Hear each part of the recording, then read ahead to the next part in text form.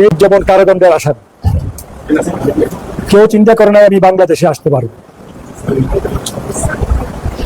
এই অবস্থায় আল্লাহ বাংলাদেশে আনছেন, মামলা থেকে মুক্ত করছেন। মামলা থেকে মুক্ত শুধু করেন নাই, নির্বাচনে অংশগ্রহণ করার সমস্ত ব্যবস্থা আল্লাহ করে দিয়েছেন।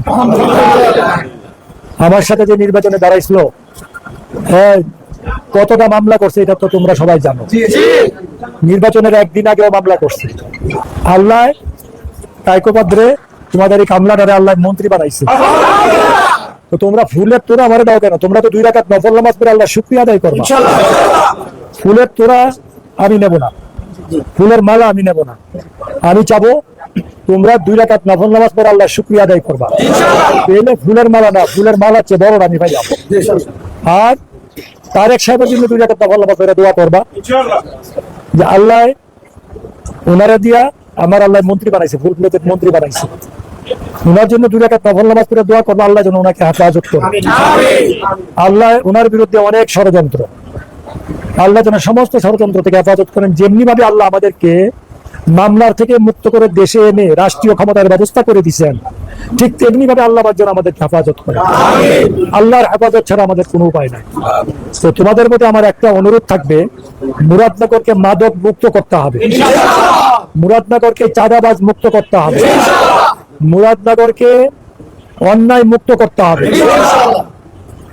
কারোর প্রতি কোনো অন্যায় অত্যাচার অবিচার জুলুম নির্যাতন করা যাবে না। এইগুলো যদি কেউ করো তাদের সাথে আমার সম্পর্ক থাকবে না। মস্তানি করা যাবে না, মস্তানি বুঝো তো? মস্তানি করা যাবে না।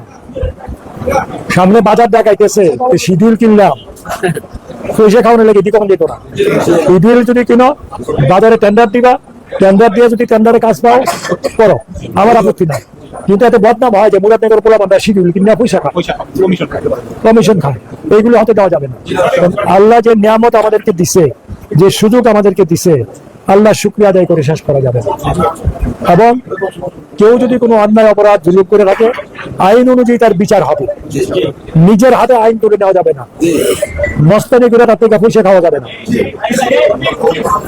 কারণ আমরা চাওয়া পাওয়ার কিছু নাই। আমাদের কোনো কর্মে যদি দলের কোনো বদনাম হয়, আমি তাদেরকে বহিষ্কার করব। পয়সা ব্যবসা করো, সহযোগিতা করবো, যত রকমের সুযোগ ব্যবসা করে পয়সা কামাই করা, পয়সা কামাও।